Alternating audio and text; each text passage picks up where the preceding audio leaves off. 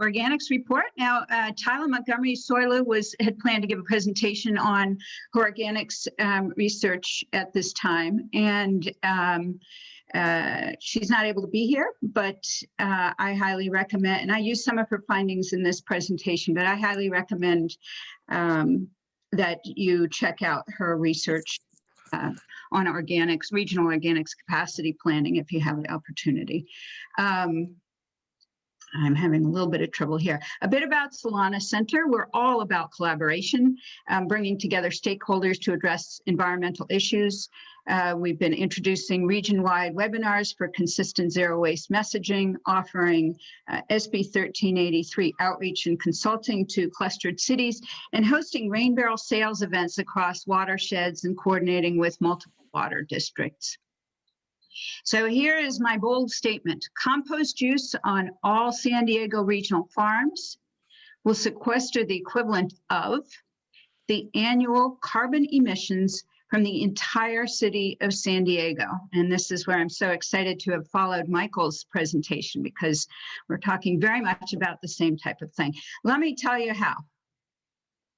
So across our 19 jurisdictions, we dispose more than 1.6 million tons of organic waste each year. And by organic waste, I mean that's the food scraps and compostable food soil paper, it's yard trimmings, it's wood and lumber, and it's animal manure. As you can see, the food and food soil paper make up a sizable portion, almost 50% of the organic waste that we're throwing away in our region. And then we have a shortfall in processing capacity for each of the types of organic waste. Food waste processing is where we have very few regional operations today. We're only managing about 13% of what we're generating of the food waste. So here we're disposing 750,000 tons of food waste and food soil paper. We're also generating in excess of 85,000 tons of edible foods. And the bottom line is we have insufficient capacity for food waste processing in San Diego County. We have a greater shortfall than any other large population center in California. So what are we going to do with all that food? It's 750,000 tons each year. Are we going to throw it in the garbage? We're going to pump it out into the ocean? We're going to truck it somewhere else? So a few facts about food waste. First, of course, we want to prevent and reduce the amount of food waste upstream. We want to make sure that we recover that 85,000 tons of local commercial edible foods for people in need, right? And then food scrap contains nutrients that were harvested from the soil. If we landfill food waste, it's like throwing away an aluminum can. The resource material is just gone. And thirdly, making matters worse, landfilled organic waste generates greenhouse gases. And the greenhouse gases from landfilling all of our region's food waste is 500,000 metric tons of carbon dioxide equivalent annually. So continuing with current farming practices where we're depleting our soils, and I saw a number of comments as Michael was speaking about composting, so many of you seem to know this, there's only 60 years of farmable land available globally if we continue with our current farming practices. So what I mean by recycled food waste is composting. Composting is recycling food waste. And here's where I get back to that original statement I made. The estimated carbon sequestration opportunity on all acres of land in agricultural production in San Diego County is over 11 million metric tons of carbon dioxide equivalent. And by comparison, the annual greenhouse gas emissions in the city of San Diego are 10.2 million metric tons of carbon dioxide equivalent.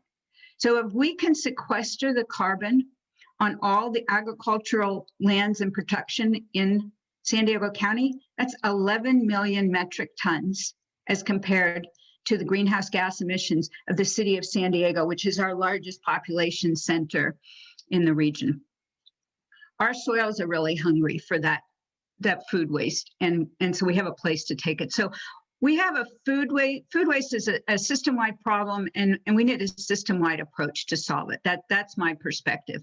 We can solve this together with many parts working toward the same outcome. So we've got residential composting, composting on agricultural lands, commercial composting operations in the anaerobic digestion, large facilities.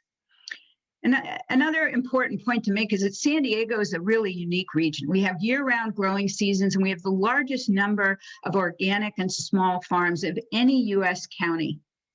And so within close proximity, we have agriculture, we have retail, and we have consumers. We're the perfect region to demonstrate a full system-wide solution to food waste. We need all solutions working together to keep organic nutrients in our region and to sequester carbon. And to me, sending food waste away reminds me of channeling stormwater to our oceans. We want it here. It's not a waste byproduct, neither the water from rain nor the nutrients from organic food. So many of you know SB 1383. It's a California state mandate restricting organic material from going to the landfill. And in my view, SB 1383 was sort of the whack on the side of the head that we all needed. And now we need a coordinated regional system that goes from farm to consumer and back to soil. And that system will address our food waste disposal problems, naturally fertilize our soil, and sequester carbon at the same time. We shouldn't be throwing away valuable resources, especially ones that wreak havoc in our environment when buried in our landfills. No more than we should be thinking of rainwater as a nuisance in our drought-stricken region. So there are challenges, and they are surmountable. I'm going to give you a quick real-world example. Solana Center designed and implemented a 6-month pilot project where we composted food scrap from a fast food restaurant. That was the two entities are less than a mile away. So we had a fast food restaurant and 67-acre agricultural site right in the heart of Encinitas. That food waste created a soil amendment that was 5 times more nutrient rich than the finished compost that was being imported previously from 25 miles away. The food establishment saved $400 a month on disposal fees, and during the 6-month project, 53 cubic yards of food scrap were diverted from the landfill, and 30 metric tons of carbon dioxide equivalent were avoided. But permits were required to continue importing food on site. So there's still obstacles, as I mentioned. So we need to align government and economics, in my view. 1 minute.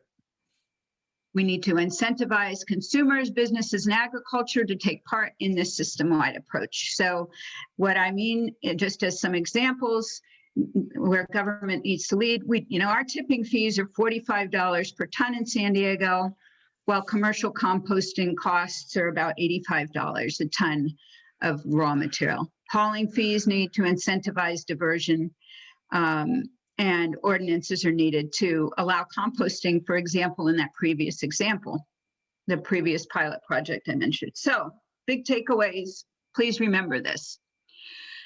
We have insufficient regional food waste processing capacity. We need to design an ecosystem from agriculture to consumer and return it to land. We don't want to send it away. And there's no single solution to handle all food waste. We need the residential composting, the mid-scale decentralized composting, and the commercial facilities. And we also need a government, state, regional, and local. Let's do something extraordinary together. And that's my message.